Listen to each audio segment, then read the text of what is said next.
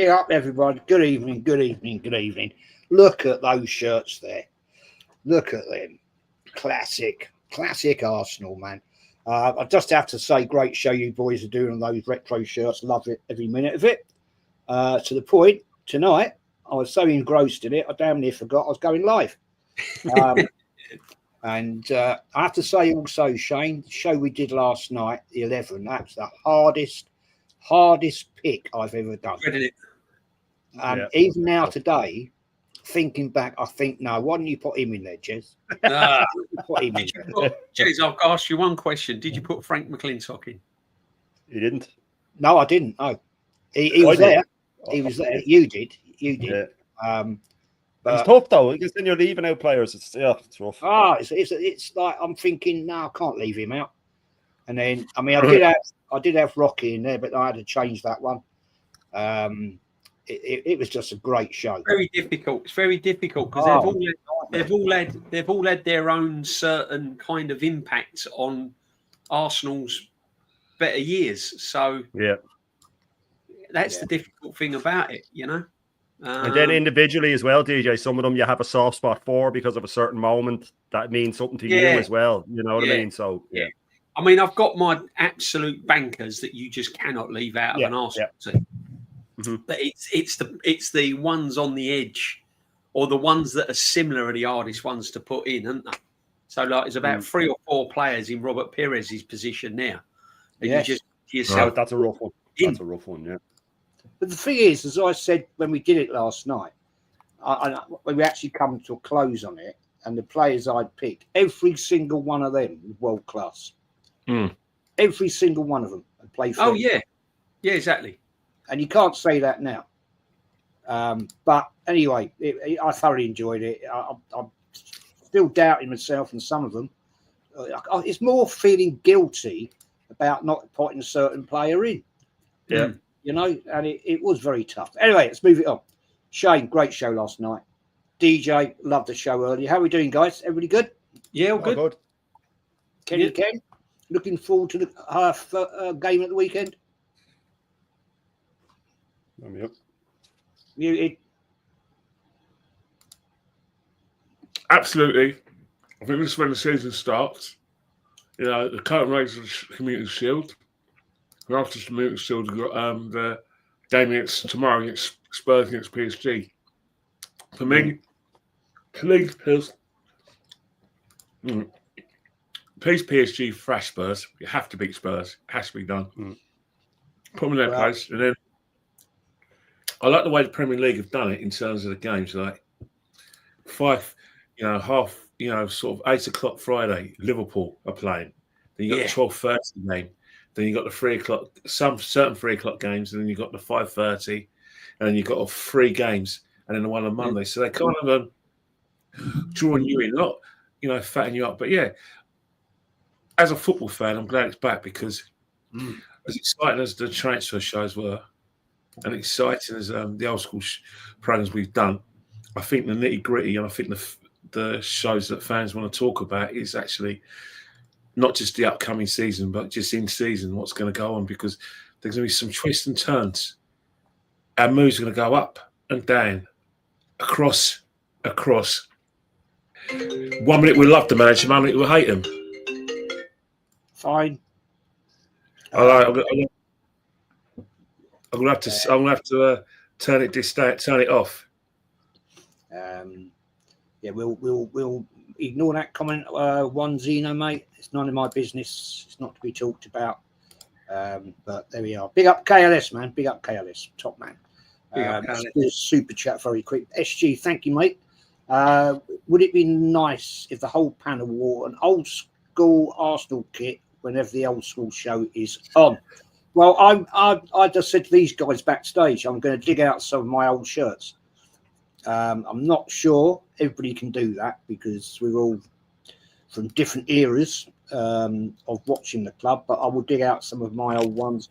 I'll go find my old home and away 71 shirts. They're not original because obviously I was only a kid then. I was 10.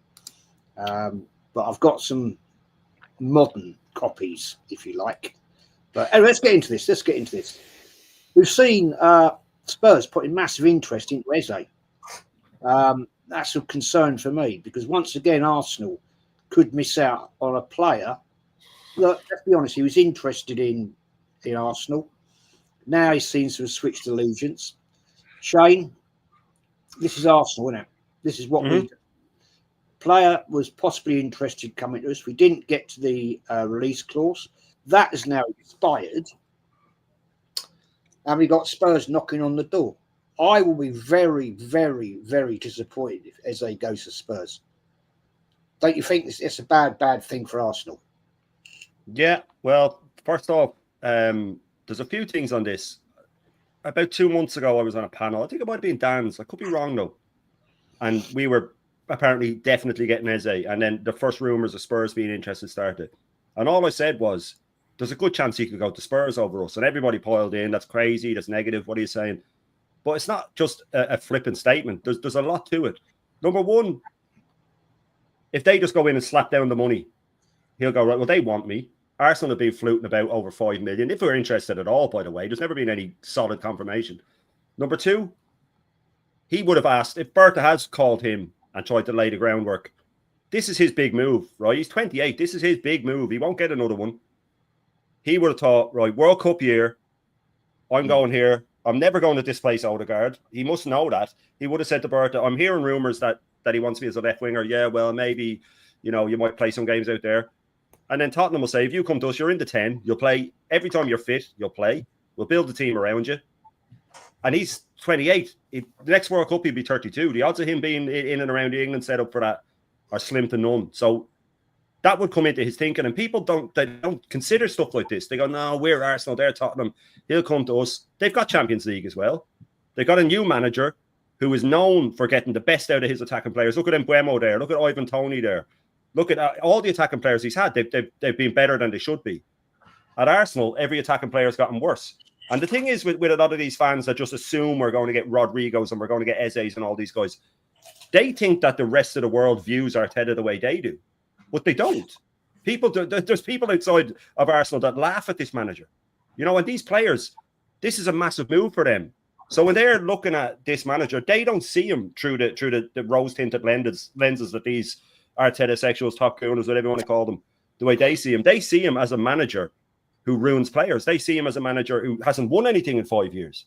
So he could go to Tottenham. They've won something. He'll get football there. The team will be built around him. He could get in the England squad.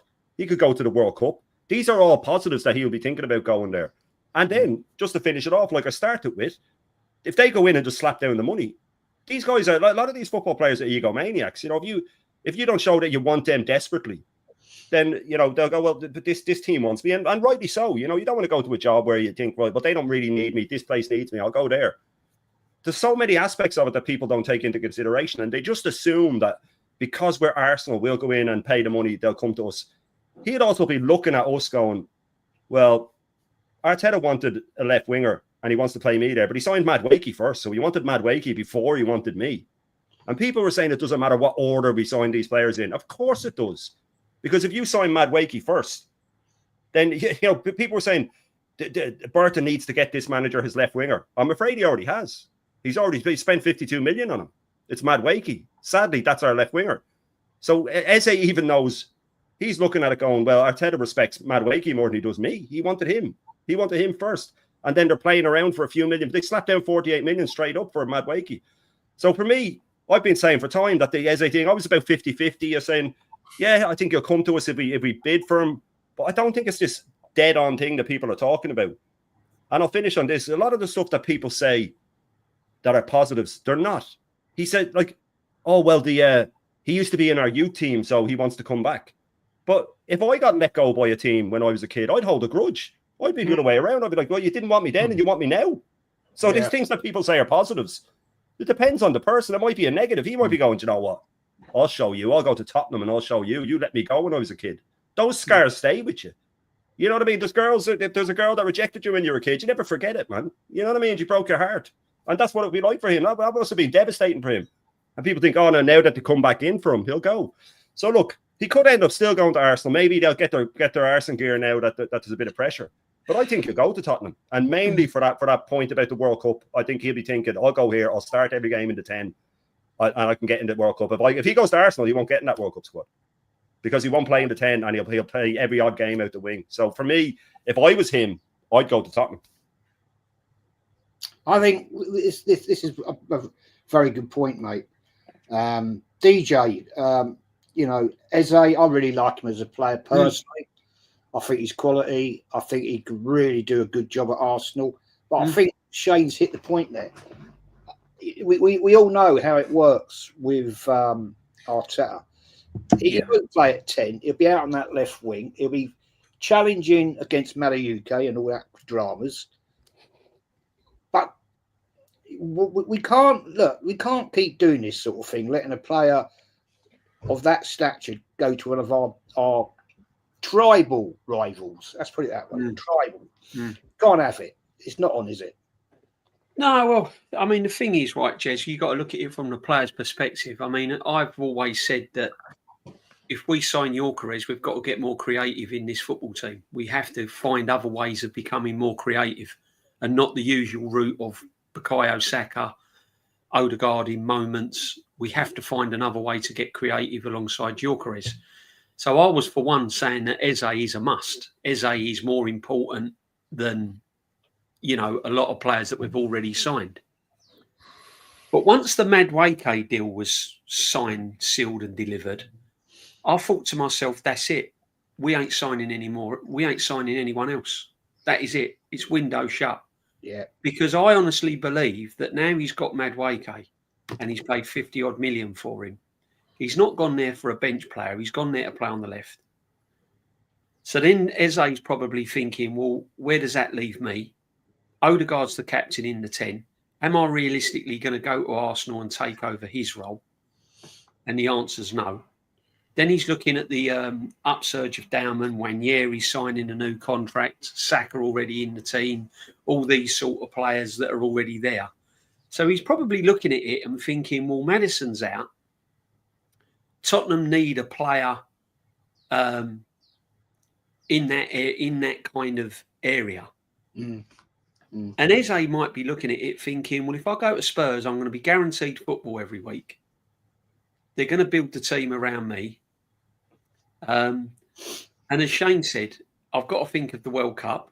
These players now have got to think of England and the World Cup coming up. They're not going to want to scupper their chances of getting into the England team. So going to Spurs makes, from a player's point of view, good sense. Yeah, I mean, they're both in Champions League, so we can't use that as an excuse now. Yeah, he'll come to Arsenal because we've got Champions League. Well, Spurs have got Champions League. So he's going to experience Champions League football. He's going to get a game pretty much every week. So that's going to benefit him playing for England. So for me, from a player's point of view, it makes sense for Eze to go to Spurs. Now, if I was to flip that on the other side and go, well, why aren't we getting him? I think we've dragged our heels on this. We should have gone into Eze in June. We should have gone into Eze before, alongside going, instead of wasting all this time going for Sesko, which Man United got and we couldn't get for some reason or another. Instead of wasting all that time going for Sesko, if we was really, really serious, why didn't we go for Eze before Madueke? Why didn't we go all guns blazing and get Eze? Then go and get your Gyökeres and your number 9. But we haven't. I think we've left it too late. I think we've left it too late.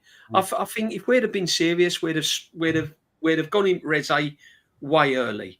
And one of the biggest hints, one of the first things I watched out for in the Charity Shield was Eze in the team, because there's a clear sign when a player is definitely 100% going out the door. He probably wouldn't have been playing in that first 11 if they've made agreements to sell him already. So we've not even probably come in for him, because Eze lined up on the Charity Shield, and we probably never even come in for him. I think this manager and that is happy with what he's got. I think he can see Madueke playing on the left. I think he's happy with Saka, and he's happy with Madueke can go on the right if anything happens to him. He can use Martinelli as a squad player. Then he's got Zubamendi, Norgard. He's got Gyökeres. He's got Havertz that can come in and play in a 10. He's got Havertz that can come in and play as a makeshift striker. So I think he's happy. Now, I don't think we've done enough in this transfer window, Jez. I think we're still short. I still think to make us an absolute team that's going to challenge for Champions League and the Premiership. I think we're still way, way short. So Eze for me was vital. Can I see it happening? I can't. It wouldn't surprise me now if Spurs don't announce Eze by next week. Mm-hmm. And as I said, if we was that serious with him, we'd have made inroads on Eze back in June, July. We'd have absolutely, but we haven't. We pussyfooted around. We wasted too much time for Sesko, and now it could end up all being sort of, pie in the sky, and we end up with no Eze, no Rodrigo, and we end up going into the season with the team we've already got. I wouldn't be at all surprised if it's signed before then. Kenny, I think Shane's hit a good point there, that we weren't serious about him in the first place. And by the way, guys, the Mutants have come over from DJ B's channel. I've just banned that one. He'll be back in a minute with a different name. Yeah, welcome the Mutants. And any mods out there, and who I think I'm the only one here at the moment. No, Kenny's a mod. You boys are mods, so kick them out. Just block him. I'm not interested. But Kenny, Eze to Spurs, it's not a good look, is it? The thing about it is, if anyone's stolen the march on Eze or nicked him in the 11th hour, it's actually us. Eze, Spurs have been after Eze for about good, year and a half. I know I got in good authority the North London Derby in April 2024. He was a guest of the director of football, him and his agent. So they were courting him as far back as that. Obviously, nothing came of it. Obviously, there was issues with, in terms of with Big Ange and whether he'd be there or not, and whether they'll be getting any kind of European football. They did, or on Champions League. So it's a case of them waiting. I think what clubs have done, they waited for that clause to expire, and then they're going to go in. The problem Arsenal got in terms of going after Eze, well, two problems they got. One, they haven't sold anyone. Until Arsenal sell a player who can get him some big money, then it's going to be problematic to get Eze in from a sort of business point of view. So that's why Arsenal probably not going for him too hard. There's a couple of wingers in the team that I feel that we should be listening to offers for. We hear every 5 seconds that Trossard's about to leave the club. People briefing them. Maybe the club have, but he's still here. Martinelli, for some reason, is seen as an integral part of the squad. At times, the first team, which I find quite bizarre. But they are the ones who are blocking any potential business with Crystal Palace. It's not Madueke. Madueke's a different kettle of fish. Madueke's for starters, the same player as Eze. There's assumption that Madueke is going to be waiting on the bench for Saka to get injured. That's an option. But if you saw the last second half of the game against Bilbao, he's giving his manager something to think. I always believed that he'll play on the left-hand side anyway. So they're not exactly the same player. And the second problem is, it's the Martin Odegaard conundrum. He will not drop his captain. There's no doubt the only player that he rates is Saka, and he's his main man. But Martin Odegaard's not sort of far behind in terms of hierarchy and importance. I don't see Eze initially taking his place. If I was Eze to a certain extent, there's actually no excuse for Spurs not to get this over the line. They've got Champions League football. They've got bodies out the club. Song's no longer there. He's a big wage earner for Tottenham, so there's money there. As the panel have mentioned, Maddison's out for, it seems for most of next season. So again, he's a player. He can play in a position, and most importantly, he'll start games. So with World Cup years, as it's been mentioned, you have to look into it. But with Arsenal, unless we get rid of one of our players' circus requirements, and I mean any player that's circus requirements at the right time, then the business is virtually done. because the argument is, in terms of not getting Eze in, he won't be just Odegaard. It won't be just the fact that he hasn't sold his wingers, and he probably wants he's playing Martinelli. There's the other stuff as well. There's noise around Wanyeri and Dowman. We don't want to block their development. That's a stance the club would use, but that is echoed by a lot of our fans.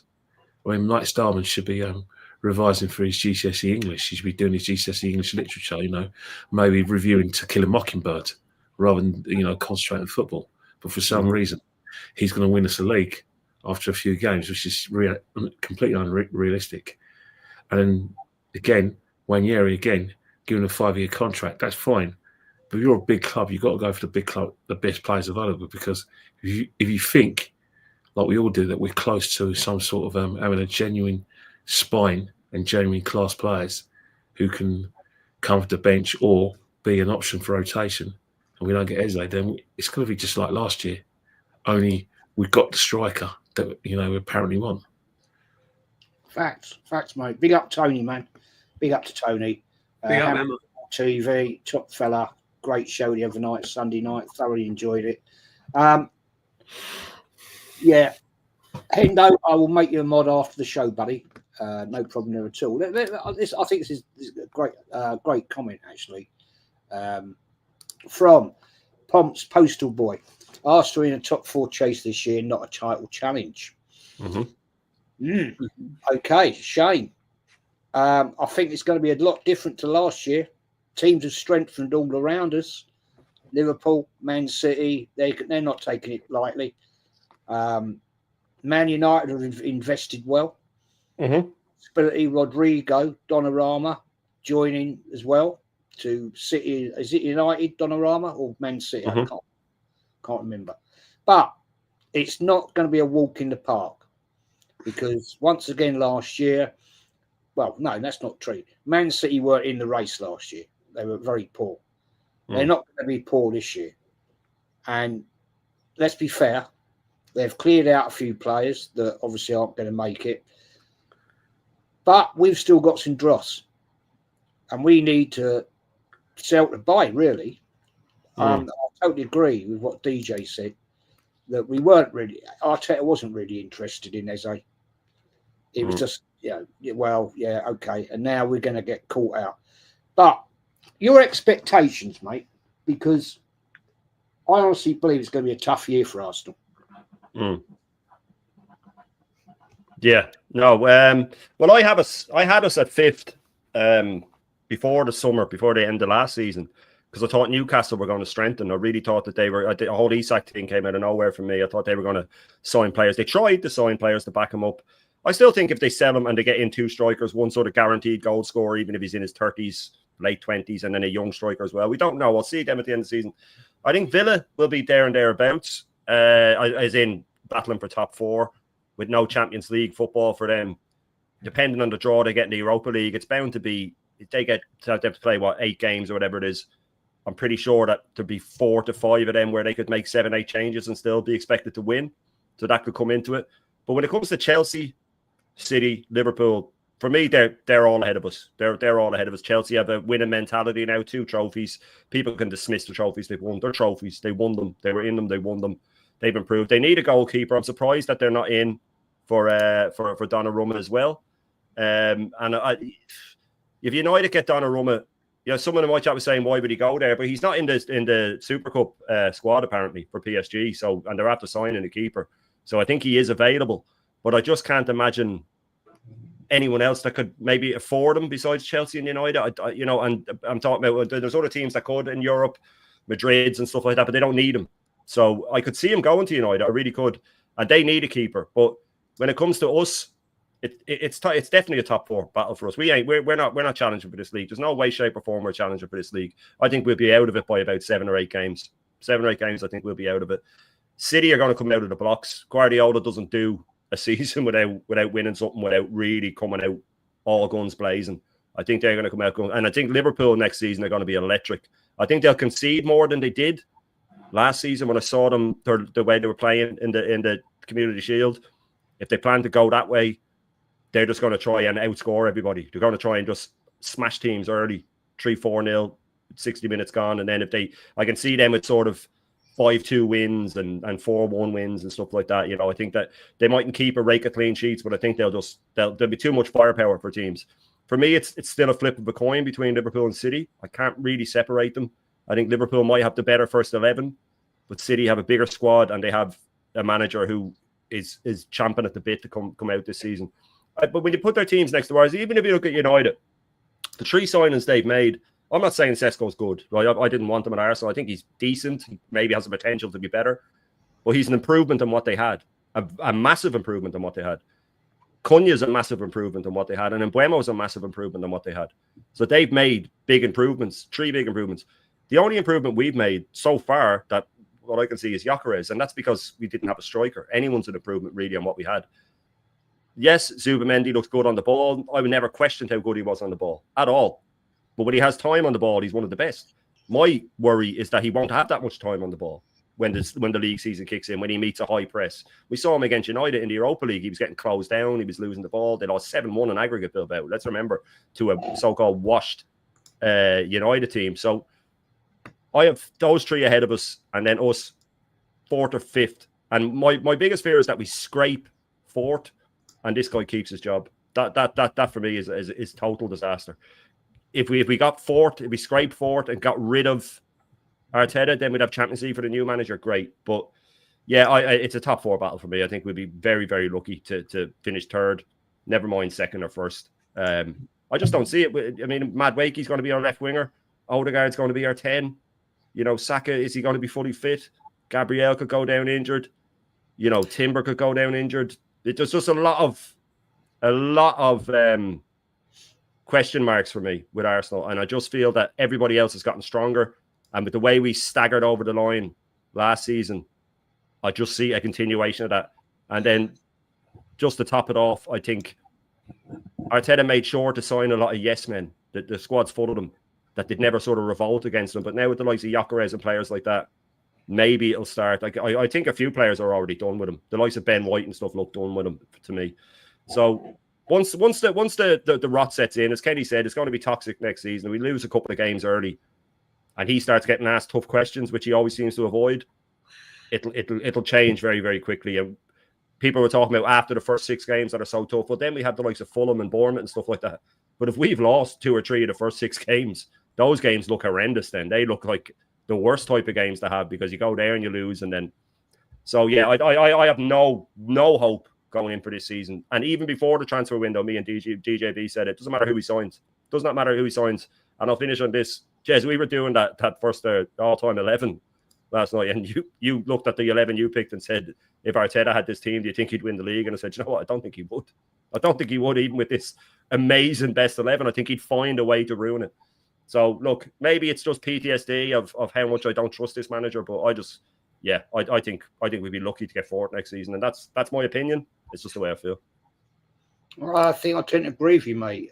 Vigilante thinks I've banned all these mutants from Shane's channel before. Unfortunately, seen these weirdos. It's the same guy, mate. Yeah, same guy. A little kid sat in his cellar, sticky fingers, but he thinks about Arteta all day, and just not really quite with it in the real world.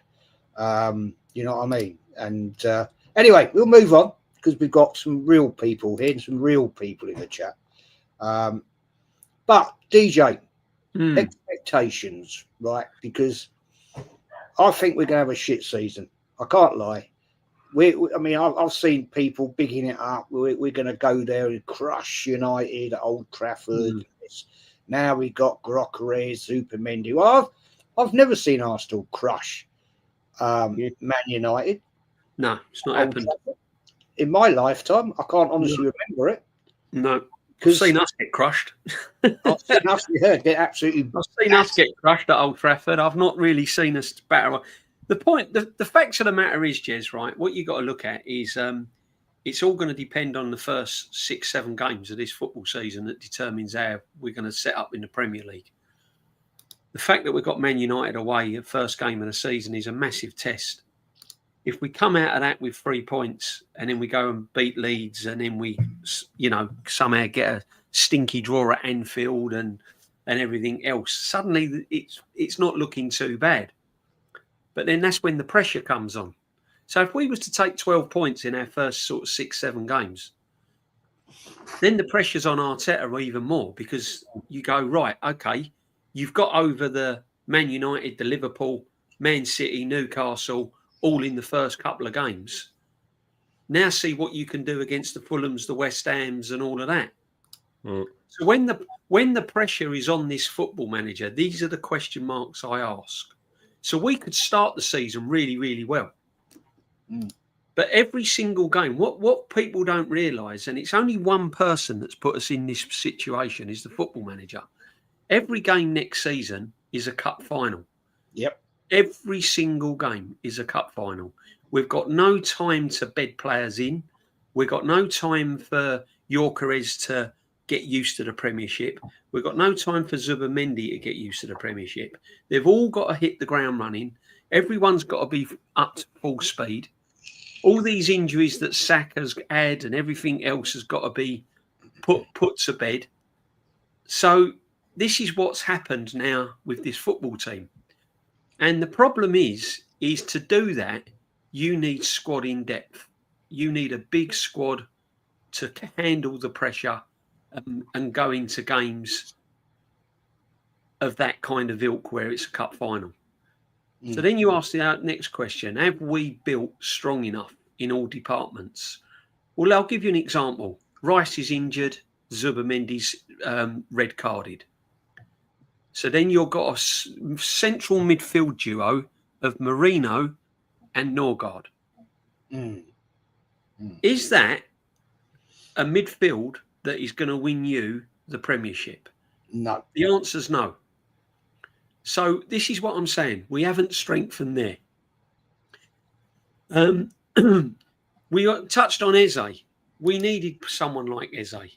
We might still get him, but I doubt it. But we needed someone like Eze. The left-hand side is absolutely shocking. I've been saying since day one, Skelly is not a left-back.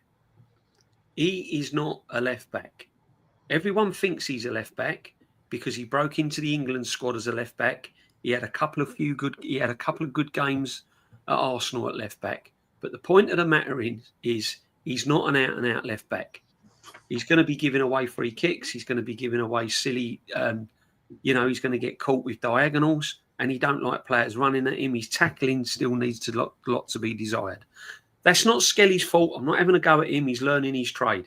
But he's not learning his trade in his proper position. He's learning his trade in a position that he doesn't really feel comfortable with. So it's a lot different. It's like a plumber learning to be an electrician. It's kind of ain't going to happen. So for me, we haven't strengthened in all departments good enough. The left-hand side is still a problem.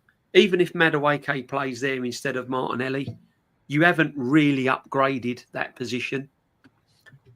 Then you've only got one out-and-out striker in Gyökeres. So if he gets injured or he's not getting the supply, the goals are not coming from him. So if you take all these things in consideration, I can't honestly say that we're going to win the Premiership. Will we get top four? We'll probably get top four. Probably. It won't be easy. We'll probably get top four, but it won't be convincing. I was just hoping that we would have gone into this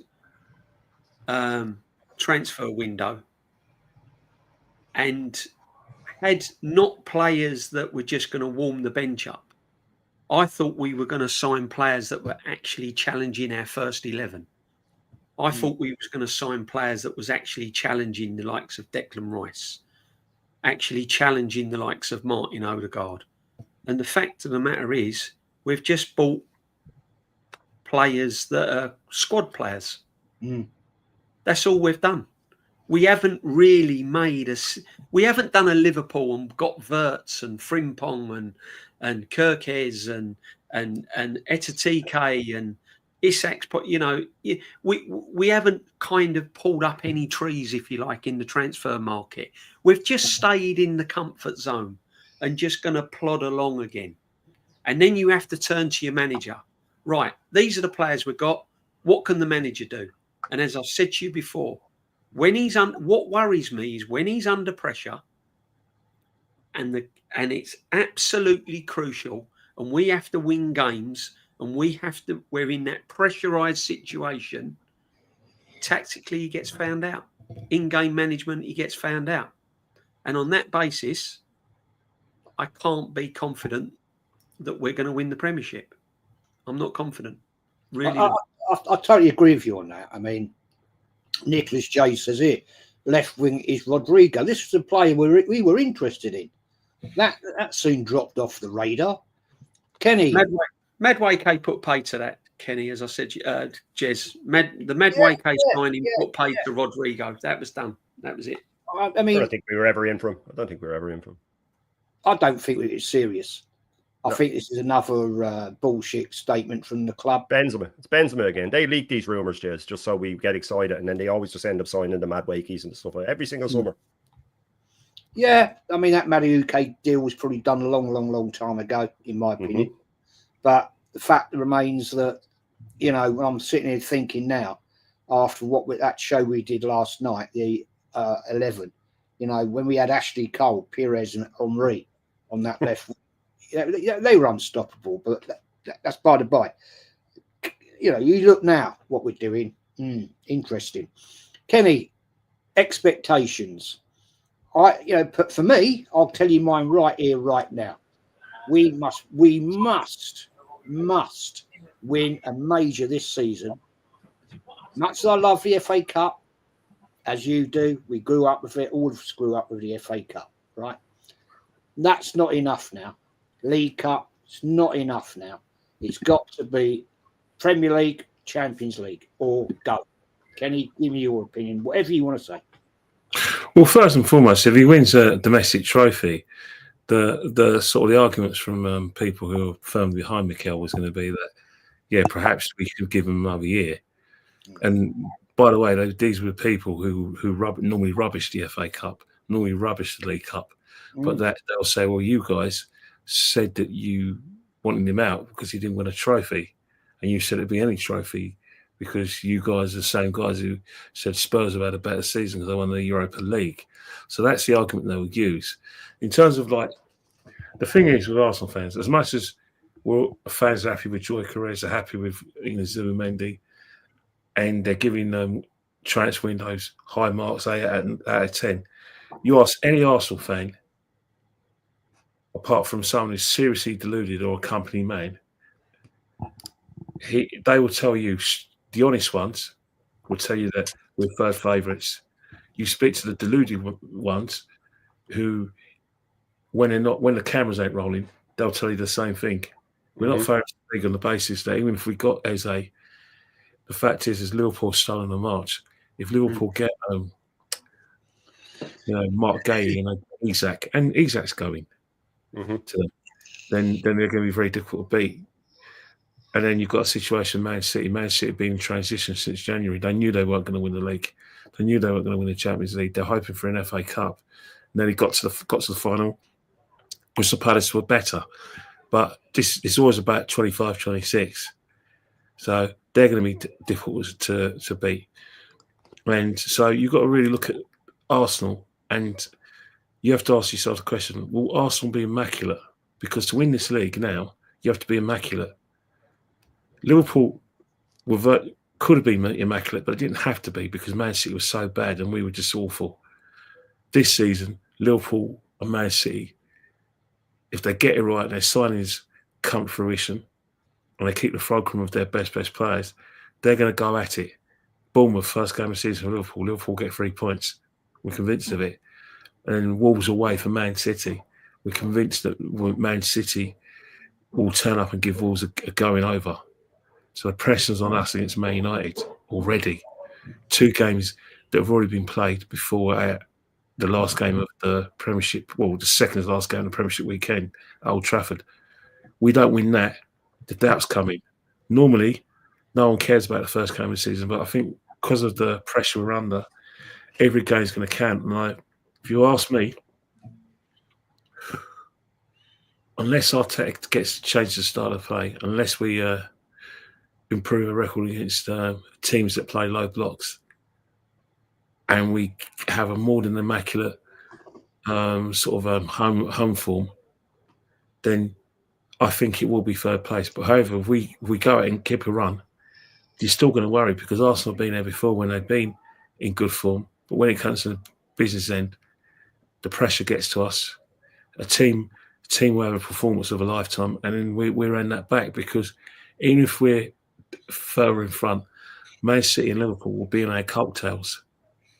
That's pressure in itself, and I still don't think that when it comes to pressure situations, we're good enough. We're good enough to get ourselves into positions where we can be in contention.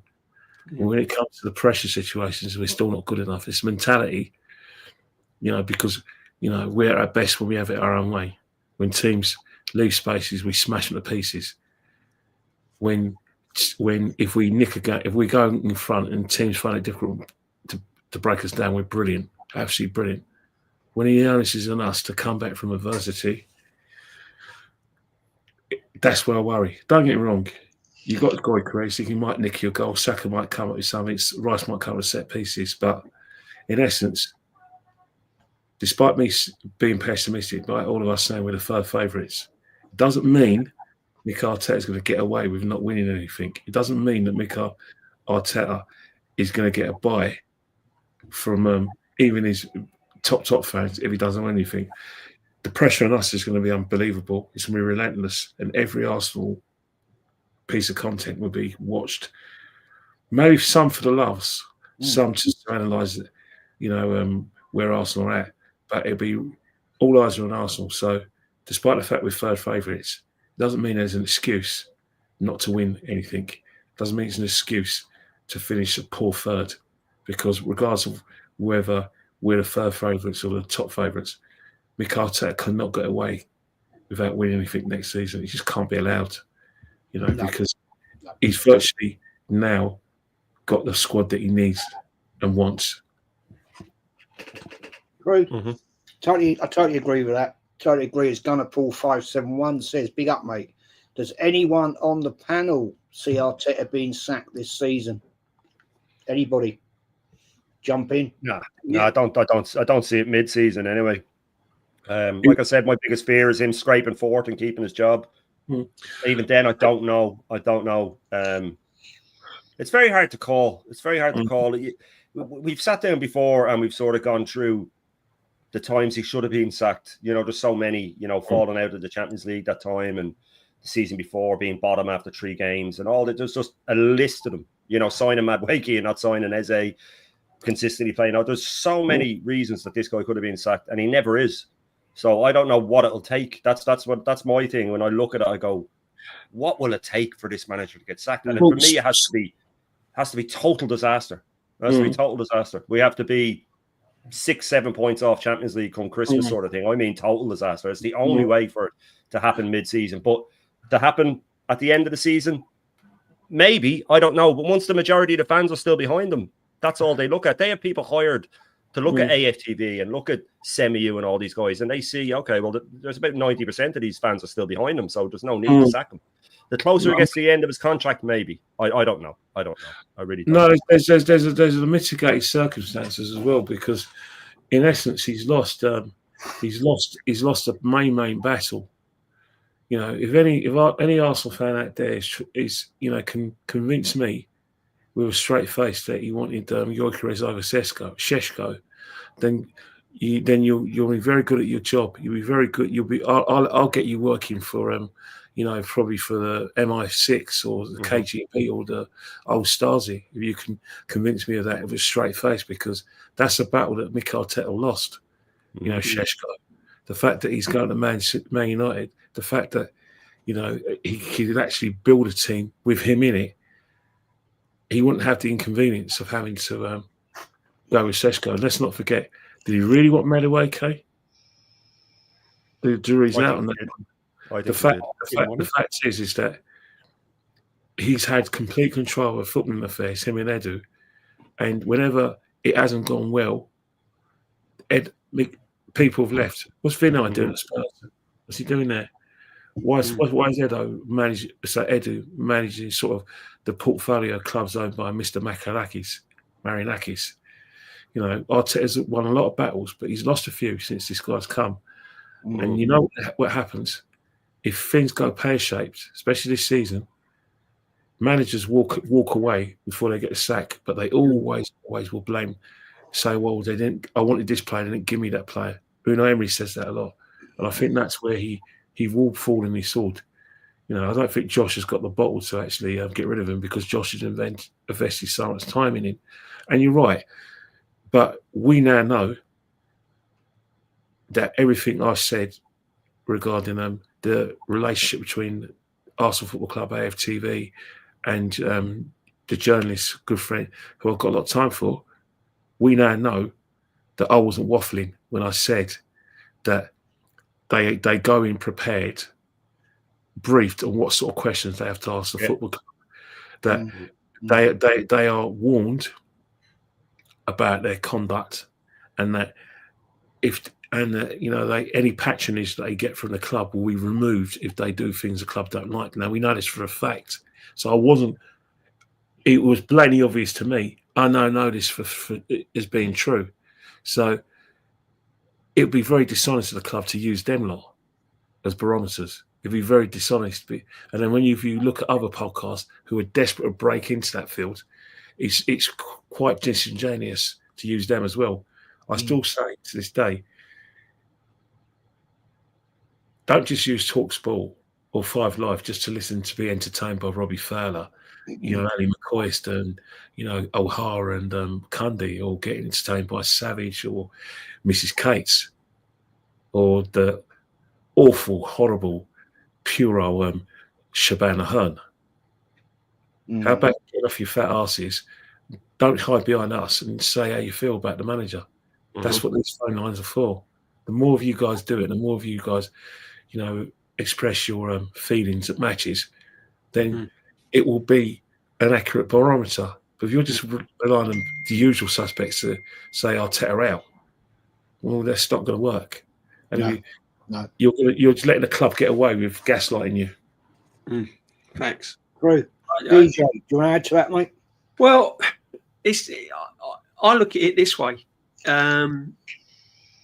He's never experienced anyone, or we've never experienced anyone that's solely's got no link and no kind of background or previous love for the club in Berta. Berta's come in as literally an outsider. He's been hired by the Cronkies to come in, do a job. I think his next job now is to get rid of players. I think he's well aware of that. He's got to get rid of players.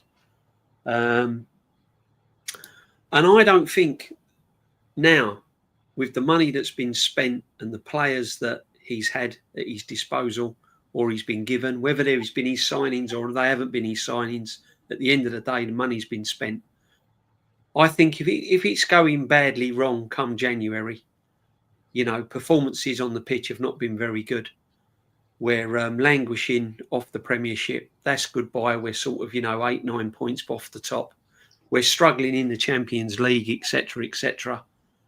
If there's a manager flying around, then I don't think this guy's going to make the same mistakes as we've done in the past when we missed out on Klopp and managers like this. This guy, I think, would probably go to Josh and say, look, this is the manager at the moment that we could get, just like a player. I think we need to strike while the iron's hot. So I've got no doubt that when Arteta was first appointed and Josh came in, the goal was to get us into the Champions League and establish us back into the Champions League and get us challenging. I think that now has run its course. I think the next goal now for this ownership is to win something. And that's why I think they did bring in Berta, personally, and I still say that. You can only go so long with raising the bar and raising expectations. Eventually, the expectations have got to be matched by winning something. And that's what I think will happen. I honestly feel that this season is so big for Mikel Arteta, especially the first half of this football season. Yeah. And I think come Christmas, they will be looking at it and his days will be numbered come January if performances are not where they should be. And I think Berta and Josh are fully aware of it. And I think, to be honest, I think deep down Arteta's aware of it. Because why would you come out in a press conference and lay the seed for excuses by saying there's 8 teams that can win the Premiership? We know there's not 8 teams that can win this Premiership. Any football fan knows there's not 8 teams that can win the Premiership. There might be 3 or 4, but there's definitely not 8. No. And he has come out and said there's 8 teams that can win this Premiership. So straight away, he's covering himself. So straight away, he knows he's under pressure. And as I said, I would like to think that Josh Kroenke now has got to the stage where, right, you have done what you've meant to do. You have got us in challenging. You have got us in the Champions League. But now we need to win something. And I think if a manager is floating around out there, I think Berta will turn around and say, look, we need to strike while the iron's hot or we're going to miss out. And I think they'll listen to him. And I do think, personally, he could very well get the sack in January if it all goes terribly wrong. Sorry, Jez. I just wanted to touch on one quick thing that DJ said there, which about the 8 teams that can win the Premier League, right? Now, this is my issue, and this is, Kenny touched on it with these guys are briefed when they go into press conferences and they can only ask certain questions. Because back in the day, if he said something like that, one of the journalists would have said, well, name them then. Name them. You know what I mean? They would have called him out on it. He can say whatever he wants. And a lot of the questions, you'll hear them, they've been told, ask him this so he can dig himself up, or ask him why Lewis Kelly's left back so he can say it. And he can act all coy and modest and stuff like that. But Ten Hag used to get berated in press conferences. I was going to say, if Ten Hag had have come out with, if there's 8 teams that they would have asked him. They would have said, name them. They would have said, okay, Mr. Hag, you name them. And this is the thing when AFTV are in there, and they did that interview recently where they basically admitted they can only ask certain questions. We know that they don't ask certain questions. They always try to say they do. Semiu and the like will say, oh no, I asked the tough questions. And they only get like 2 questions. One of the ones near the end of the season, the questions he used up was, oh, I noticed that Havertz has filled out. I noticed how buff he is. That's what all week you waited to ask that question. You know what I mean? This guy is so protected. And it's all, big up the views. He says it's like wrestling, like WWF, where the interviews are scripted. They're all scripted. And he needs to be pushed because he gets pushed on European nights with the foreign journalists who don't have to toe the line, like that lady that pushed him when he said, oh, well, when PSG's goalkeeper gets man of the match, then you did something right. And she went, well, he didn't. Hakimi got man of the match, and he stared her down. He did not like it. Did not like it one bit. When he got pushed after I think it was the Newcastle game, do you regret not signing a striker? He just walked away. So the 1 or 2 times he gets asked a tough question, he can't handle it. So for me, the worm will start to turn the day the press give up this protection of him and he starts getting asked tough questions in press conferences or in interviews, because we've seen he cannot handle it one bit, and he's going to start saying the most ridiculous things, and it'll snowball very bit. I think when he does go, there'll be no news on it, and then there'll be something will come out, and within sort of 2 or 3 days it'll happen very fast. It'll just speed up. And like DJB said, we were discussing this before, it will something like Atletico. I think Simeone's only got a year left, so if Atletico might sack him mid-season because they don't have to pay him half his contract or 10 million or whatever it would be. And then like that, if Arteta is in trouble at the time and someone like that becomes available, me and DJB were talking about this, that they might just go, it's now or never. Berta might go to them and say, if you want to get this guy, it's now. You need to pull the trigger now. I think Berta's going to be doing. If a manager of good experience comes available, depending on the situation we're in at the time, it ain't going to be like years ago where Arteta had plenty of, with Edu and all of that, he had plenty of support. Berta will go and say, look, this guy's available at the moment. You've got to make a decision. We're not winning anything. £1 billion been spent. What do we do? Do we you know what's happening is that those guys with vested interests, they'll be like wolf in sheep's clothing, like they were with Unai. They put on their sort of handles how much they loved Unai and their back of the club. The minute Unai, missed his aim in the toilet, they all went for him.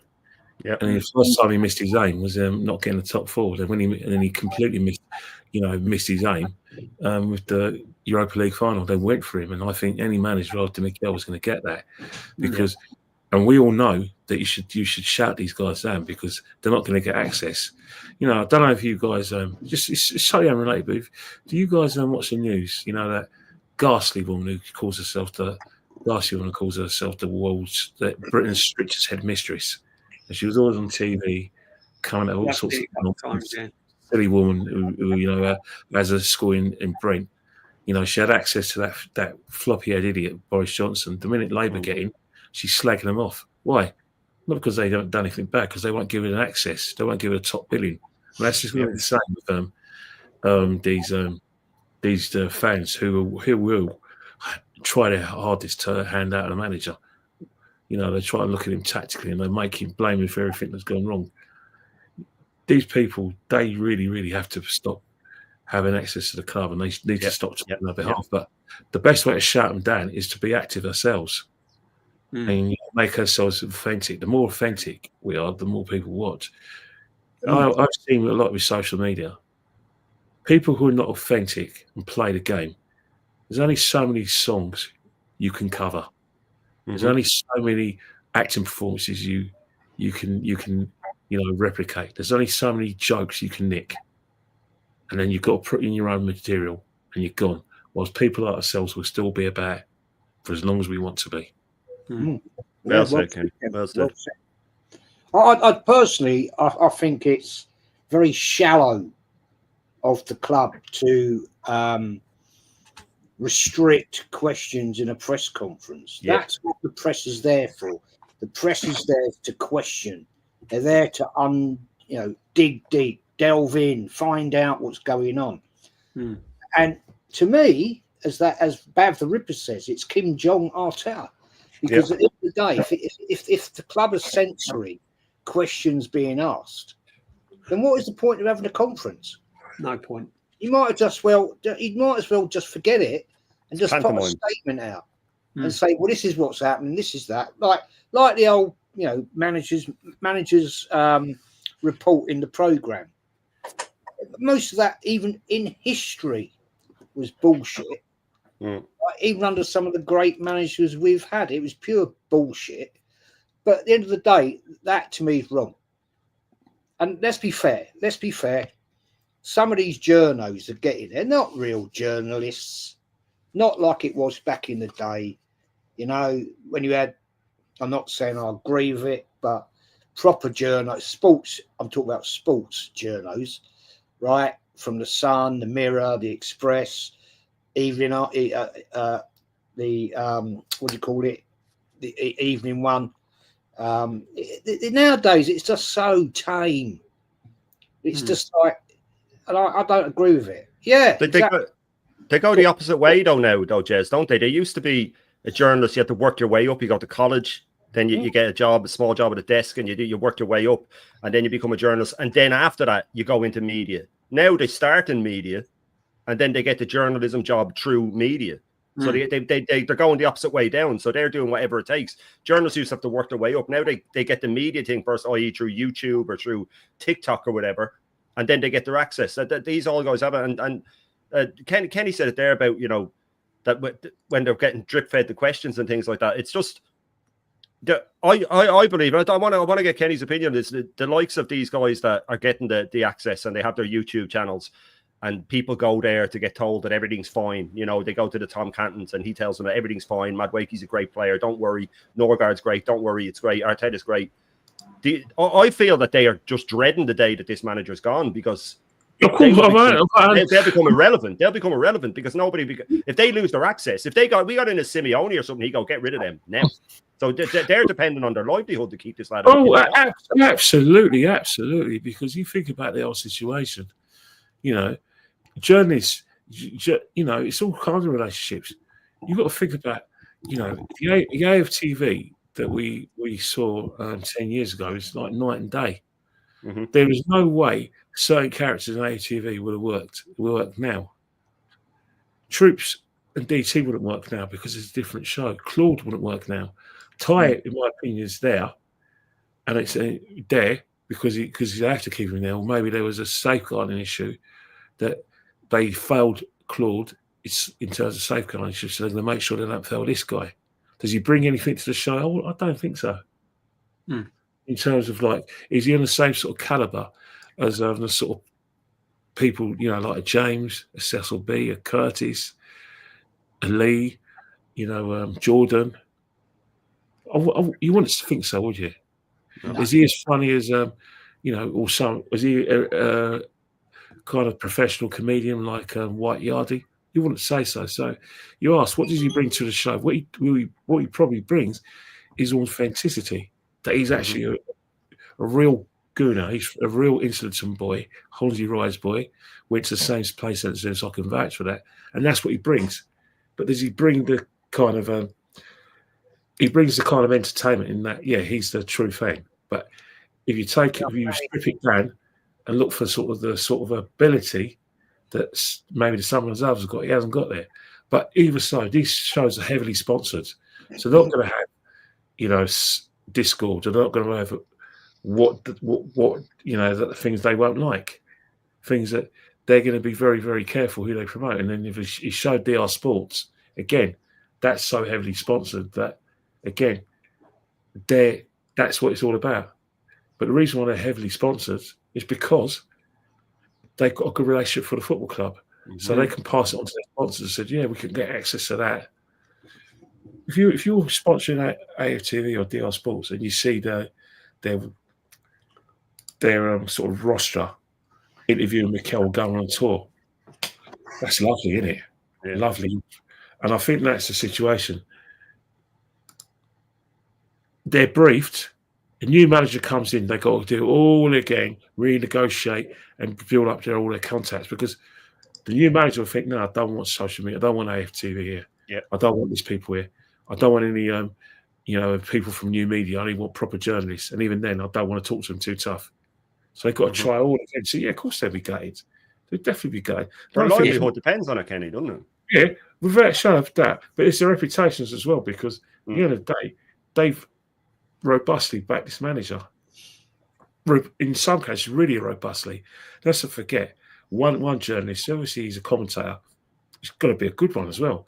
Well, he, on the eve of the second leg of PSG, he knew that it was highly likely we were going to lose. So what he did is he won the attack, started calling out people who even suggested we were happy that we were in this situation, wanted to lose, called everyone out, because he knew that when shit hit the fan, it was going to happen, we were going to lose, that we were going to come out. So he came out in defence, robustly defended him. And let's not forget the eyesore, the eyesore that we saw in the Union Chapel, opposite my block of offices, where he was a surprise guest for a couple of people. I mean, that was a complete eyesore. They're just as bad. So yeah, they're going to be completely off the cuff, because it's going to be very hard for them to go and talk sport and hedge their bets, because they can't be seen not to back the manager, the new manager, and if they're not sure about him, we're going to find them out when things go well. They don't like, because there's so much invested in Mikel. So it's a big one. But I'll say it once, I'll say it 1,000 times. Managers have their sell-by date. His has already expired. He's got a new season by default. He knows this. Yeah, the Champions League semi-final got him another season. Oh, without a shadow. But do you think that these channels had an influence on him getting another year? Because if you look at AFTV and all these guys combined on all platforms, possibly. There's about 8 million people that listen to these. If you go across all platforms, the PR is helping, and all the platforms are helping. That's backing him, because they obviously believe that the majority of Arsenal fans are behind him. But the simple fact is, if we'd have had a dreadful run in that Champions League, you might have been looking at a whole different position next season. Oh, that Champions League semi-final and us beating Real Madrid saved him. I think the Real Madrid result probably saved him more than the Champions League semi-final. We should have got a trophy for that. I'm surprised they give us a trophy for beating Real Madrid. Yeah, the way they talked about it. I want to ask this question, right? To Kenny, DJ, right? You go the games, right? And you know the ones that are Arteta out. Do you give me your option on this, right? If it does go horribly wrong in start of the season up till Christmas, do you think the likes of yourselves and the others will get more vocal about it? Well, it's someone else's turn. It's not our turn. We've done our bit. Yeah. No one's going to listen to us because everyone says, "Oh, it's them again." No one. If you keep on repeating yourself, no matter how loud you shout, if people have already labelled you as, well, they don't want Arsenal to win, they're going to moan about everything anyway. We win 5-1. Fake fan, or if we win 5-1, oh, look how miserable they are. They're happy when we lose. No one's going to listen to us, take notice to us. But if someone new comes along, or someone who has no influence and no interest in social media actually goes to the mainstream where he can get shouted down and go and talk sport. And I advise you, do not go on Sky Sports, the fan club. Don't do it. They've got a new show on Sky Sports called The Fan Club for the season. That is just as contrived. They're saying, put your questions on Twitter, or send a WhatsApp message to a number. That is as fake as it comes. You go talk sport on BBC 5 Live. No, they can't and won't vet what you're going to say. But that lot on Sky will vet what you're going to say. So don't go there. Don't go there, and don't go to BT Sport, TNT, or any of them. Use your platforms. Use your TikToks. It's your platform. But if you really feel that strongly, you can't. It can't be us. Can't be us. It's got to be other people coming over the parapet. And basically, someone who's not well known. Someone who's not well. Yeah, no, I agree, Kenny. I agree. I mean, listen. Me personally, I think what will happen is I think the atmosphere of the stadium will speak volumes. I think it will drop. There will be rumblings on the terraces, definitely. There will be rumblings of discontent, and your real Arsenal fans, your probably fans that have been going, and the Arsenal fans, as you all know, they're not stupid. They'll only take so much. They will only take so much, and I believe the majority will come through in the end, because they'll get to a point where enough's enough, and I think we're just getting to that point now, because even your Arteta in fans are now turning around and saying, the ones that don't do this for clicks and likes and all of that, they're even saying now, no, I agree. I think if he doesn't win anything this season, he's gone. He's gone. So it will filter through. It will filter through. But I agree with Kenny. You got to make your voice heard in the right way. You can't go on these. You can't go on these shows and do all this sort of stuff, and not put your views across.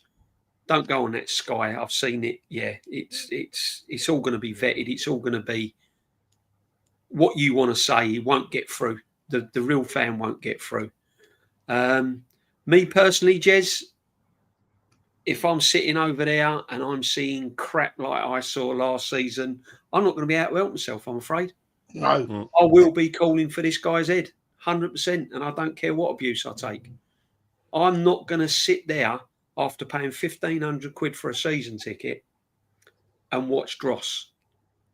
I will make it, and I will call players out if they're not doing it. And I can't do it. And I've lost patience, and I am absolutely, to be honest with you, Jez, I'm absolutely shocked that this guy is going into another season as football manager at his football club. The thing is, though, DJ, you mentioned there that even some of the Arteta in crowd are saying, if he doesn't win anything this season, he has to go. They were saying that last summer, though. Yeah. So do you think they'll just back him again? I've never seen it. It's only because I've never seen anything like this before. I've never. This is new to me. I'm only going by the guys that haven't got channels or media that sit around me. Okay, and they're starting to turn right. Okay, you said that to me the other night, and I was like, that's great. Even my eldest son was to a point back in Arteta and sort of said, well, he was kind of. well, okay, he's got us competing and all of that, and I could see where he was coming from. But even the likes of him now, and even the likes of people that I sit with and sit on a regular and behind me and in front of me, when we're having a beer at half time in the bit outside, who are lads that I talk to that are massive Arteta fans and that haven't got channels or go on social media, they're even turning around and saying, no, this is definitely going to be their last. This will definitely, if he doesn't win anything next season, then I'm even saying that his time's up. He's got to go. He's got to go. He's got to go. So there is that feeling around. Is it going to be enough though? Is the PR and the backing and all this social media and all the journalism that goes around this manager, is that going to be enough to convince this football club that we need a change? I've been saying it. We just need a change, and I've said, and Kenny said it. He's past his sell-by date. Mm-hmm. He's done all what he can. He's taken us to certain levels. We've seen what he can do. It's now time to move on. Gone are the days now where managers get 10, 15, 20 years now. The modern manager really should only be getting 5 seasons max. And if he hasn't won anything in those 5 seasons, I think your modern day manager now sort of knows that sort of over 5 years. 2 years. You're living on borrowed time. You're living on borrowed time. Even after 3 seasons, the likes of Gerrard and all these modern new managers now, the Glasner at Crystal Palace, all of these managers, the Brighton managers, all of these young managers know that if they haven't reached their goal, they're on borrowed time. So why should Arteta be on any different? I just Arsenal. Don't get it. Arsenal are an exception to the rule. They always have been, because simple reason is that the club that we love is an old Etonian, upper class mantra club. We may be in the heart of London, we might be in the heart of Islington, working class inner city Islington, but the way the club is further from that where we are. Peter Hillwood, upper class old Etonian. Yeah. Dennis, old Etonian. Concordia Crescent. Crane Fryer, Islington boy and bred, but he's been seduced by the trappings of power. David Dean, a middle class boy from Hendon, not at the club anymore. And then who is it? Lady Bracewell Smith. Yeah. So Chips Keswick. Really? Yeah. Come on. The names alone. That's and then we talk about Chelsea being this flashy middle class bourgeois club when you've got Chips Keswick, Lady Bracewell Smith. Come on. They sound like rich characters in the Beano or the Dandy or something. And then the Cronkies, and then Peter Hill was saying, we don't want that sort here. And the Cronkies bowing down to upper class Arsenal. Yeah. Upper class Arsenal do things the right way. We're called D-Arsenal. D-Arsenal do not sack managers unless they're pushed, unless there's complete anarchy, i.e. Unai Emery and Bruce Rioch, who they never really wanted. Apart from that, managers get enough time. We don't do things like that, Arsenal. We don't boo. We don't have placards. We don't swear. We don't behave in a sort of way where we bring the club into dispute. So I think that'll happen, though, Kenny. All upper class and snotty-nosed clubs think they're above everyone else and above the rules. True. I mean, it's fact. A couple of comments I've starred here, which I thought quite interesting, actually. Archibald says you would have thought Enweri would have wanted guaranteed game time in his new contract, as he's broken through now. That's an interesting one. That's an interesting comment there. Lee Ringwood Gooner. Guys, you can tell me how. Start again. Guys, can you tell me how other big clubs spend without a mention of PSR? Well, we can't get Eze unless we sell. Is it our wage bill? I don't know about that. Anybody got any clues here, people? I think it's an excuse we use. I just think it's an excuse. It's PR. They know like the Rodrigo rumors, like all these things that are going to be so, this is Arsenal that leak these rumours. They leak the Rodrigo rumours. They do it with Benzema. Every year we have Benzema. We always get linked to these top players. They leak it so it looks like someone else going with it. You have to remember that all these Fabricios and all, they're all on the payroll as well with clubs. They get paid $5,000 a tweet for hinting at this and hinting at that. And look at the players we signed. So the PSR thing, there's no way. We're rolling in money. We are rolling in money. There's no way. We don't spend much. If you look at the wage budget, fine. We have a high wage budget per player we have. But it's not one of the biggest in the world. It's quite big. The shirt sales, all the merch, all of that stuff, even if you take all that out of it, Arsenal are a massive club. Now, we don't sell very well. We all know that. We never have, to be fair. We don't sell very well. But this is just, it's released that way. It's always timed. It's always timed. Just when we're right at the end, as soon as the last signing was done, the Gyökeres one, then all the PSR rumours started coming out. And it's their way of saying it. I think that if we sell a couple of players and somebody becomes available, maybe they'll do it. But we have plenty of money there. Look at Liverpool. Granted, they didn't spend like us in the last few years, but they're much more open with where they are with money. They'll say, when they say they don't have money, they don't have money. When they say they do have money, they do have money, because they're much more in touch with their fans. They're much closer to their fans. When they wanted to up the prices of the tickets, and Liverpool fans said hell no, and they had the stalemate with them, they dropped it like that. Where we just roll over and take everything. That's the problem. That's the big problem with our fan base. We just roll over all the time, and we just go, well, that's just the way it is. You know, that's just the way it is. It's kind of like the Irish. We do that over here with politics and stuff like that. We just go, well, that's just the way it is. What can you do about it? Sure, what can you do about it? Arsenal kind of has that attitude, but it's just rumours for me. I think Arsenal released that to protect themselves. If you got trophies for PR, we'd be right up there. We'd be right up there for PR. But to me, it's just a way of protecting us. I can't imagine that we are that far behind on it. Maybe because of, what we spent to what we sold. But you look at other teams and you go, hang on. But I think we're fine for money. It's just an excuse not to sign any more players. Fact. DJB, Storm Steel says, good evening, gentlemen on the panel and legends in the chat. This is not a squad that can challenge for any trophies in the coming season.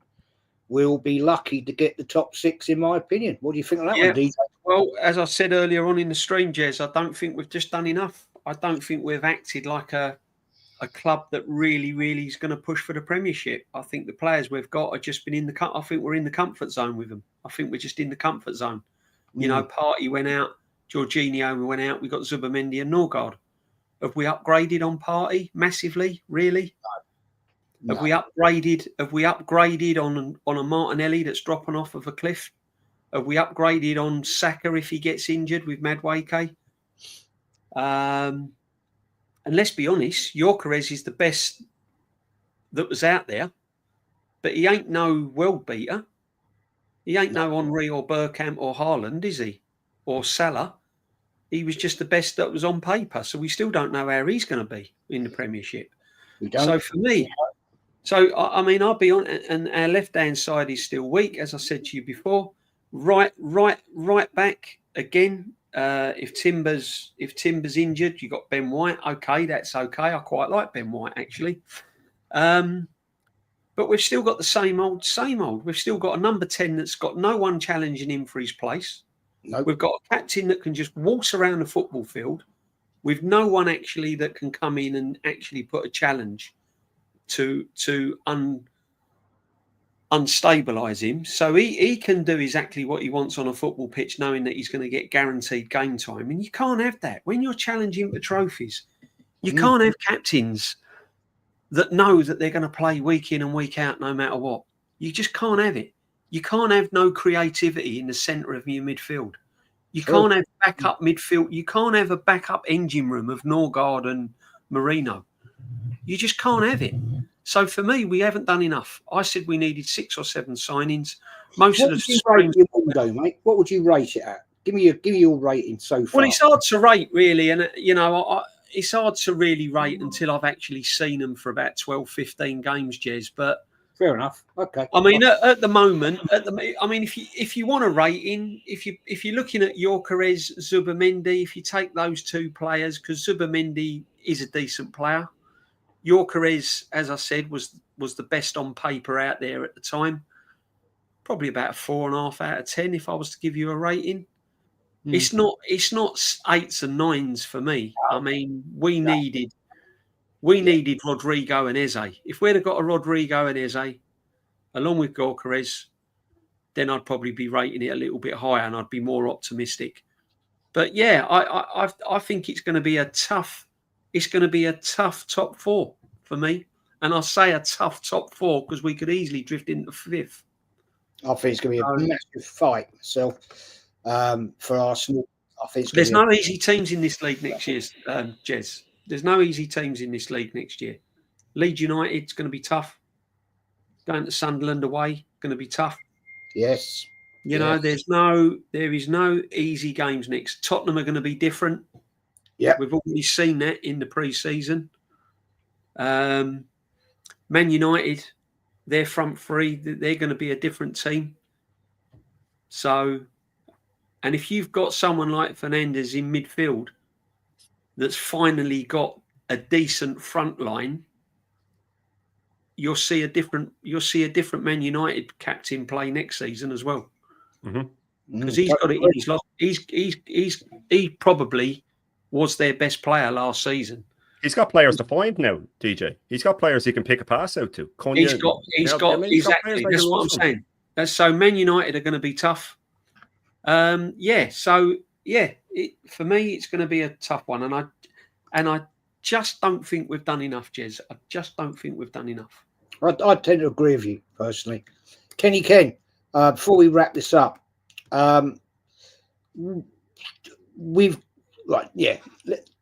what is your expectation for Arsenal winning? And I'll ask you, I'm going to ask Shane and DJ, and we'll wrap it up. What is your expectation in realistic terms of what you think Arsenal can win this coming season? Well, nothing, because they're going to put all their eggs into the basket of the Champions League and the league. They're obliged to, because footballing logic suggests they should, because they came pretty close to winning the league in 23 and 24, and they got the Champions League semi-final. They're going to want to go one better. They know they're going to need a big squad for both tournaments. So realistically, that's going to be the game that what they're going to go for. I think an English club's got a very good chance of winning the Champions League. There's 6 clubs for a start. But you'll be stunned if I was to tell you who I think is going to win it out of all the English clubs. Yes, Chelsea. They're the best equipped team out of all the teams in all the teams in Europe win it, because they would like to win the league, but realistically, I don't think they're going to win the league. They're going to put all their eggs into the basket of winning that tournament, knowing full well when it comes to a one-off game, semi-final, final, they've got a good record winning it against anyone. Doesn't matter who it is. They've got a young, fitter squad. In terms of, I think they all feel that with having 2 strikers, they're good enough to at least get the top 4. So all eggs will go into the basket of trophies this season. But the Champions League, they're the best quick to win it. On the basis of that, that's the competition they're going to be concerned. I think Arsenal, Man United, Man City, and Liverpool will be too occupied with winning the league and trying to win it. Yeah, true. Facts. Well said, Kenny. Well said. Shane, let me rephrase it. What is your almost demand that what we've got to achieve this season? Sack the manager. Yeah, no, look, the funny thing is, before last season, me and the likes of DJB and Aaron and the so-called negative Arsenal fans, we were the ones saying, if he wins a League Cup or an FA Cup, give him another year because it'll prove he can win, and keep him on, just win. It was the other guys saying, no, he has to win a major, he has to win a Champions League or a league. And then when he won nothing, they wanted to keep him, where we were going, hang on. So with this season, you know my stance. I think that it's going to be total disaster. Nobody say he bins off the cups. People say, oh, well, that's unfair. But look at his FA Cup record since he's won it. He's only got past the 3rd round twice, and both times then he went out in the 4th round in 5 years. The League Cup, anything that involves a semi-final, this guy will struggle. With 7 semi-final matches, 1 goal. Anytime the pressure's on, like Kenny said, he's able to get himself in these positions, but the second the chips are down, the track record since he's been here, apart from that FA Cup final when he still had match winners on the team like Aubameyang and people who would take the game by the scruff of the neck, even Pepe, he had players like that would go against him a bit and take the game by the scruff of the neck. They got him over the line. People will say that's Gyökeres, but he's not really that drop deep sort of give me the ball, I'm going to do this on my own sort of forward. He will need to be fed, and he's not going to get fed. So I think the league, as I said, I've planted my flag on 5th with Newcastle falling off. Do you know what, Joe? It's odd. I was texting Dan about it today, and I said, isn't it mad that I'm looking at Newcastle selling Isak as sort of a plus for us that we might get 4th? You know what I mean? How has it gotten to that after nearly $1 billion spent that I'm looking at Newcastle having to fall off so we can get 4th? But yeah, I think we'll struggle for 4th. I think it's a top 4 fight. And I think we could, if we don't get 4th, it could be a few places down, as in it'll be such a disaster that everything falls apart. People don't seem to realise that, when a team starts to fall apart and a manager's time comes up, it's always a disaster. You think of Chelsea that time under Mourinho when they're in like 12th position after winning the league. Remember when they just fell apart because the players didn't want to play for them? It can be a total disaster, So the cups, you can bin them off. Like Kenny said, he doesn't care about them. He thinks, I've won the FA Cup. That's beneath me now. I need to move on. The league, we ain't winning it. And the Champions League, we ain't winning it. If we meet anyone from Inter Milan to Napoli to PSG to any of the other English teams, really, in one of the knockout stages, we're gone. So I think that once he starts going out of the cups, the league form will drop. The Champions League, then as soon as it depends on when we meet a good team in the cups. So if we have a lucky run in the League Cup, right up until the semis, then we get a good team, then we're out. So if we get a good team away from home, say a top 10 English team away from home in either of the domestic cups, in the 3rd round of the FA Cup and the 2nd round of the League Cup, or the 3rd round of the League Cup, then we're out of them. So yeah, I just see total disaster. And it's not just me being negative, it's me looking at the fact that he's rushed Gabriel and Timber back. The odds of them both being fit the week before the season starts are just, after 6 months and 5 months out respectively.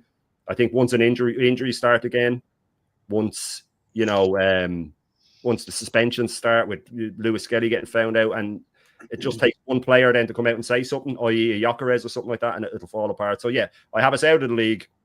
There's no way we're winning the Champions League and both domestic cups. So I'll have us winning absolutely nothing. But my expectation with the money he spent and the squad we have, because I think this squad is good enough to win something with a different manager, would be a domestic cup and top 4. And then if we had a new manager right now, I'd say I want at least a domestic cup and say 3rd place, battle for 2nd. And then next season, I want to challenge for the league. But with this guy, I just have no hope. Zero hope going into the season. Facts, mate. Facts, yeah. Hendo. I am going to try and make it on Friday, but it all very much depends on a very, very important appointment for the wife on Thursday. Say no more about that right now. But that's why we've come back early from France. It's very important on Thursday. But before we wrap it up, DJ, what has this guy got to do? Well, I think the problem is because of his lack of success over the years, and he's put so much pressure on the club now to win something major. You can kiss the FA Cup and Carabao Cup goodbye because he ain't going to be focusing on them one bit. So there's 2 cups gone. Yeah. Champions League, we're not that good in Europe. And I think there's 2 bigger teams in that Champions League this season. So I think that's gone. So really, you're down to 1, the Premiership. And as I said to you before, I don't think we've done enough. I don't think our squad is good enough to win the Premiership. We've got young players with no experience and learning the trade that's going to get minimum game time. We've got a captain. We've got no leader on the pitch, Odegaard. And so on that basis, I can't see us winning anything next season. No. And when you think that this manager is going into his 7th season, and when you think the amount of money that has been spent on this football club, how are we all now sitting here saying that we're not going to win nothing? How have we got to this position? That tells you just one thing. It just tells you one thing, and it's not rocket science to know the real core of the problem. The fact that Liverpool are favourites to win the league tells you that we haven't done enough. And the fact that how Liverpool are favourites to win the league when this manager's been in this situation all these years and built the squad, had the players, spent the money, And here we are now saying that Liverpool are going to win the league or it's going to be out of Liverpool and City. That should not have been happening. We should be sitting here now going, wow, we have got some team now. We have got a mate. We've got this one. He's got an headache. He don't know who his best 11 is. That's the position I wanted to be in. I wanted a position where this manager did not know his best 11. I'm sitting here now and I can name our 11 straight away. I should be in a position where I can't name our best 11 for the money, for the amount of money we've spent. So for me, no, we're going to fall short again. We're going to fall short again unless we get a good run in the FA Cup where the team he picks is good enough. I can't see it happening. I totally agree with you, mate. I look, my expectations with this manager this season, the way that other teams around us are strengthening, I think it's going to be another shit show. We ain't going to win shit. And for me, that is the nail in the coffin that needs to be nailed and send him out that door bloody quickly. As Kate was saying, remember when Christian said Liverpool won't sign any defenders. And now Liverpool are about to sign 2 in one day. Yeah. Well, look, come on. These people, man. And they'd already signed 2 before that as well. Yeah. And as I said before, if he really wanted Sesko that badly and we signed Gyökeres, why didn't we go and sign Sesko? Why didn't we have the choice of 2 strikers? Yeah. If we're that keen on winning something, then why didn't we sign Sesko? Why didn't we, after Gyökeres, go and get Sesko? Why did he go to Man United? Why didn't we go back in for him? This is what I'm trying to say. We're just in all departments, we're still always 2 or 3 short every single season. Yep. And I've gone over, and I can go back in history as well. Yes. We are always 2 or 3 short. We're always, if only we'd have done that. And here we are again. The only difference is we're if only with a manager that's still learning his trade. Fact, absolutely, absolutely, gentlemen. Yeah, big up, Jez. Thank you very much. Been a great chat. Anybody that hasn't watched DJ and Shane's show today about the retro kits, go and watch it on catch up. It's legend. I tell you, I love watching it to the point I nearly forgot about this stream tonight. I won't lie. I was suddenly sitting there thinking, "Fuck, it's 5 to 6. I've got to go and do a show." Nice one. It was thanks, man. Absolute class, mate. Absolute. And you're going to come and join me on Friday? Yeah, you on Friday the review show.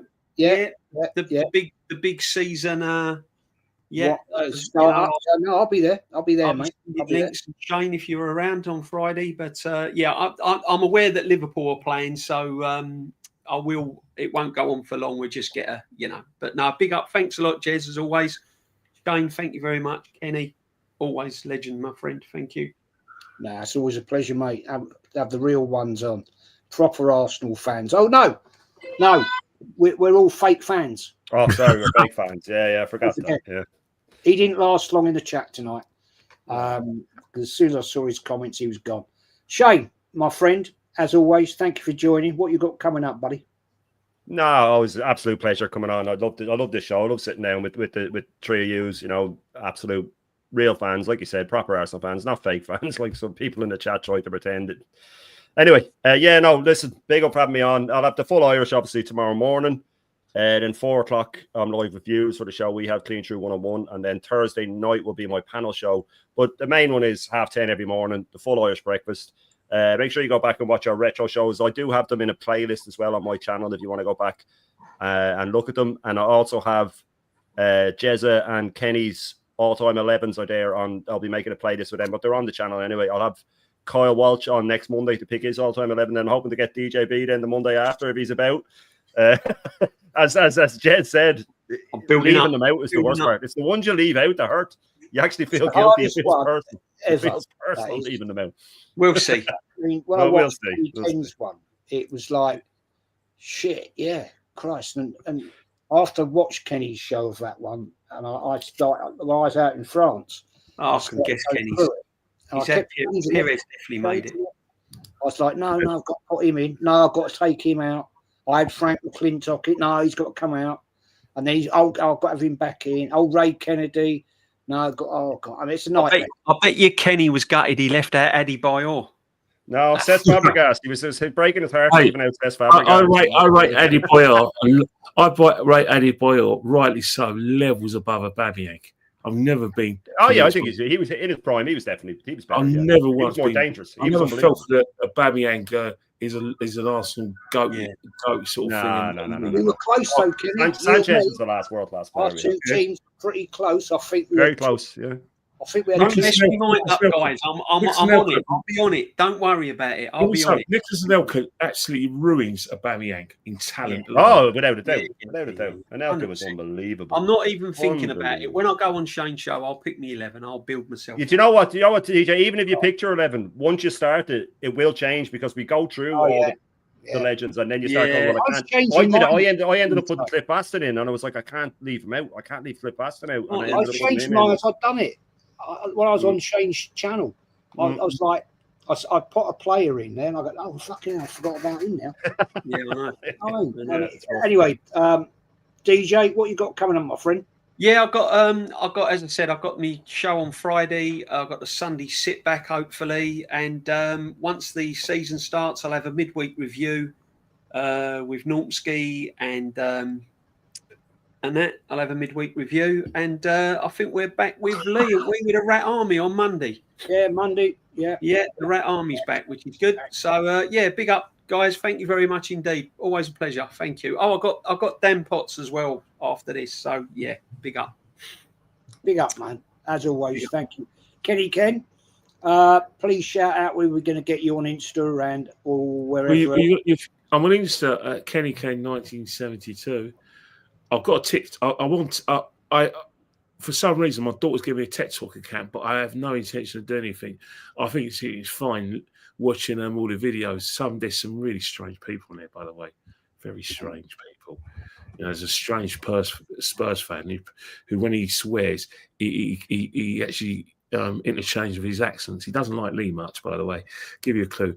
But in terms of the show on Friday, I'm very glad that we got it, because last thing I want to see is Roman Kemp I don't want to see Roman Kemp or anything, especially when it involved football. Facts, man. Guys, chat. Thank you. It's been a great show. Thoroughly enjoyed the debate and the chat. We've had some proper comments in as well. Yeah.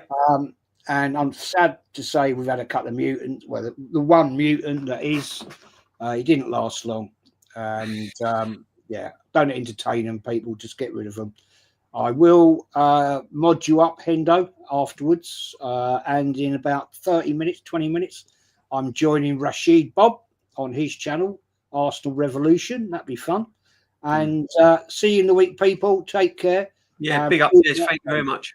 Do the outro. Take care, one and all. And see you all very, very, very